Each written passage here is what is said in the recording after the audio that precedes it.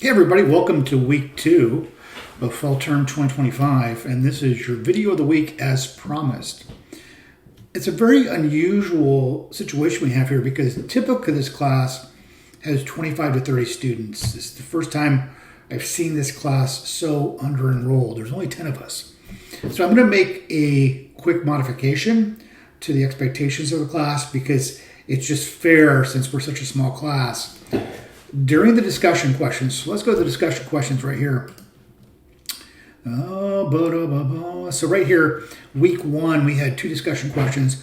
One was Michaela, the other was Maurice talking about becoming an entrepreneur.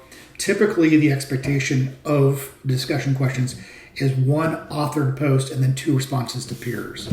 However, since we have such a small population, and it's hard to always get the opportunities to respond to peers, depending on when peers post, all I'm going to expect in this class, this is a one-time only shot, is that you only have to post an original thread of your own. So 1 post per discussion question will give you the points to get full grade consideration for discussion questions. It's just we don't have enough people that are submitting on a regular basis, so folks are waiting, and I find that to be problematic depending on the different work schedules you have. So in respect to that, only 1 discussion post per DQ gives you full grade consideration. But remember, that 1 post better be qualitative, it better be substantive, better have some heart to it, not just I agree. So this is a rare occasion when I'm going to change the parameters, but I've got to make sure it's fair to such a small student population. Okay, with that said, we are closing out this week. You have 2 discussion questions, virtual introductions that we're due on Friday. I think everybody submitted a video, so everybody's in class, thank heavens, and then a personal branding assignment. Now, as we go into week 2, you have 2 more discussion questions. Now you're going to learn about a value proposition. I will tell you, a value prop is one of the most overlooked statements business owners are able to formulate. What makes you different than everybody else? What makes you the one location that I'm going to drive past similar businesses to get to you, like barber shops or coffee shops or nail salons? There's a lot out there, but why would I drive for a destination location because you're that good? And too often what I see from entrepreneurs is they water down this statement. They just become too generic. They're afraid to boast, but this is when you really put it out there. And this is a good video in sharing how you make that value proposition. And the second, it's one of those sleeper videos that I think are such amazing. Oregon, and all states do this, but I'm just showing Oregon because we're here, has a series of videos. And I like them because they're snackable, only about 2-3 minutes a piece, but tells you critical things to do and open your business. Here's name and structuring, registering your business, tax ID numbers, and so on.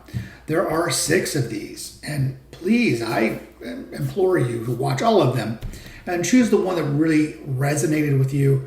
But I've heard from so many students, this is one discussion question that was put onto a favorite list, and they came back and used later when they opened a business. So that's the discussion question too. And then your assignments of the week, well, gosh, you got Edge of Entrepreneurs, and I thought I posted a couple of examples. Take a view at the examples when I post them. I'm so sorry. I thought I had them already posted here. But then also you have your VMC. Your VMC is your vision, mission, and core values of your business. That's one of the first things I talk about when I work with businesses is what's your VMC, and oftentimes they don't have that. And if you don't have a vision, mission, and core value for your business, it confuses your employees, it confuses your constituents, it confuses your customers. So what you need to do is be very clear. What's your vision, 3-5-year goal, your mission, how you're going to get there, and your core values, things you're not going to compromise, deal makers or deal breakers. As always, the examples are the best guide. Bree, she was in one of my classes a couple of years ago. She did open her business. It's Berries and Brie charcuterie business. These were her core values. This was her mission. This is her vision. And 2 things I want you to take away from this. 1 is the depth of content, but 2, how visually appealing this is. You do not want to do an 8.5 by 11 college written paper. You want to have something she could use this in her business tomorrow. It's that good. The other one, Abby, she opened her business too. Broken Hearts Design, Broken H Design, I should call it. And she was in the leather business. She liked to make leather goods, especially for Western wear. And these were her vision, mission, and core values. And finally, this business is open. I can't remember the student's name that was in the class. It escapes me all of a sudden. Let me see. It's not here. But this is her husband's business, and she wanted to help him build his business, and she created this for their storage company. Awesome. So those are 3 good examples of what I'm looking for from the final work product. So make sure you look at those examples. And let me get back to week 2. And then you have Edge of Entrepreneurism. And Edge of Entrepreneurism, I just want to do a deep dive into an entrepreneur so you can see some of what they might be experiencing. I do not want you, that's why I bold, I don't want you to pick a big entrepreneur like Elon, Jeff, Mark. They're way beyond. I want a small business owner.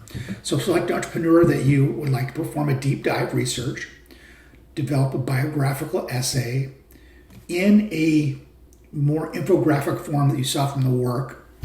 Please select an emerging entrepreneur. And beyond of all the personalities available, why this entrepreneur? What do you see in this entrepreneur? Did they address a problem? So let me see. I'm going to jump out here. If I can do this quickly, I want to show you an example I'll post for you as well. See if I can get that. Let me see here. This is a good example. It's not the one I'm going to post for you, but here you go, right here. This is Dave was a co-founder and CEO of Genji. Why Genji? Dave was a clear passion for running. The primary reason why this company was started is because of his passion. He wanted to devote his life to sharing his passion with others around him. He has managed to make a difference with this company by making sustainable and fashionable running clothes and accessories. So again, there's pictures. It's balanced. It's not like college written paper. Run for clean water. This is really well done. I will post this one. There's another one I'll post called Grounds and Hounds. Well done. And you can get a good guide of how to finish this assignment. Okay, that's the 2 assignments for week 2, which starts tomorrow morning.